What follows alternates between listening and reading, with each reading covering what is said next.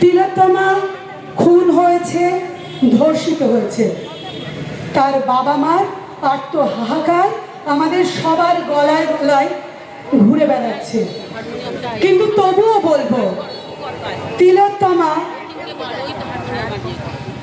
মৃত্যু দিয়ে আমাদের শিখিয়ে দিয়ে গেছে মেরুদণ্ড সোজা করে কি করে দাঁড়াতে হয়, কি করে নির্বাক গলায় প্রতিবাদের ভাষা আনতে হয়। আমরা অনেক বছর পর, প্রায় স্বাধীনতার পর এই প্রথমবার আমরা সবাই মিলিত হতে পেরেছি, একসঙ্গে প্রতিবাদের ভাষা বলতে পেরেছি, একসঙ্গে মিছিলে পা মেলাতে পেরেছি।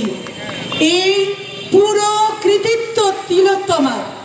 আমরা শুনেছিলাম শহীদের এক ফোঁটা রক্ত থেকে শত সহস্র শহীদ জন্ম নেয়। আমার মনে হয় তিলোত্তমার প্রত্যেকটা রক্তবিন্দু থেকে কোটি কোটি তিলোত্তমা জন্ম নিয়েছে আমাদের দেশের বুকে। এবং এই তিলোত্তমারা প্রতিবাদ করবে, ততক্ষণ প্রতিবাদ করবে যতক্ষণ আমরা এর বিচার না পাবো। আর ছেলে ভোলানো বিচার আমরা চাই না। আমরা দেখতে পাচ্ছি রাজা বস্ত্রহীন, আমরা শিশুর মতো চিৎকার করে বলছি, রাজা তোমার বস্ত্র কোথায়? রাজা আমাদের বলছেন, তোমরা প্রমাণ করো যে আমি বিবস্ত্র।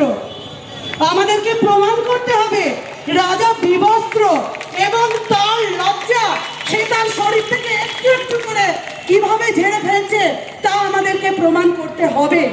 আমরা ভারতবাসী হিসেবে, আমরা বাঙালি হিসেবে